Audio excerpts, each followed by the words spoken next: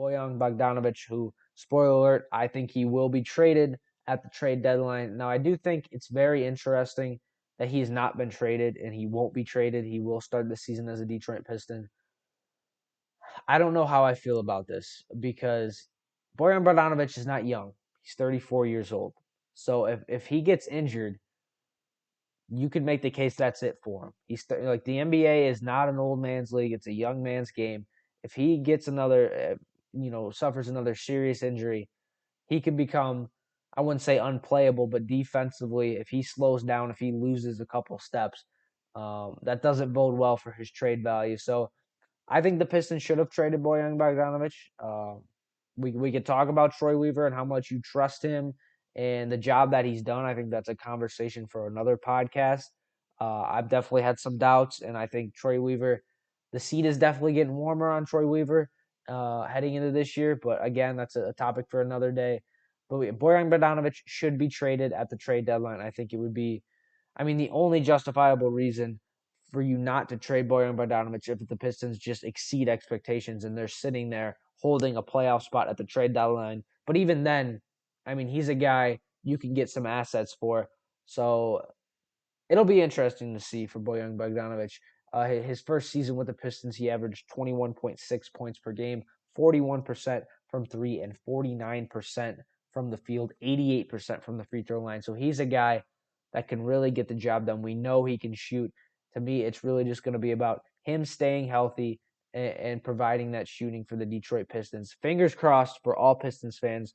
Bojan Bogdanovic stays healthy and they can trade him for potentially, at least a first round pick, hopefully more than that, maybe a first round pick and a couple seconds, a first round pick, and a young player that could potentially be something for the Detroit Pistons. But I think the best case scenario with the Detroit Pistons and Bojan Bogdanovic is they're competitive enough where they can justify trading him and elevating some of these rookies. The Detroit Pistons could see Asar Thompson improving, adjusting to the NBA, and giving him more of a bigger role, and then trading Bojan Bogdanovic. Same thing with Marcus Sasser. He could be a guy that is getting adjusted to the league and can take on a bigger role for the Pistons, and then they can justify moving Bojan Bogdanovic.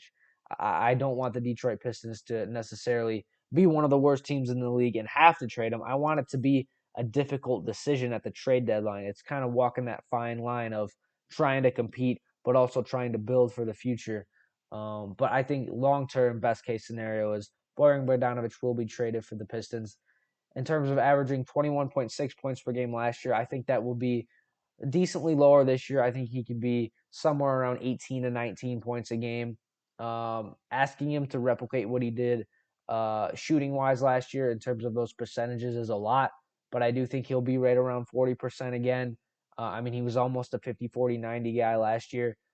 But yeah, Bojan Bogdanovic is going to be a focal point for this Detroit Pistons offense. But you really hope as the season goes along, he can defer to Cade Cunningham and kind of settle in. Even deferring to Jaden Ivey, you really hope Bojan Bogdanovic is this team's third option behind Cade Cunningham and Jaden Ivey. I think that means a lot of things have gone well for the Detroit Pistons and the development of their young players if Bojan Bogdanovic is no longer your first option. And we know last year it was unfortunate circumstances. Bojan Bogdanovic had to be the first option because of the Cade Cunningham injury. But you really hope he's moved down on the totem pole and can kind of play a supporting role in a way and not be the Detroit Pistons go-to guy in 2024.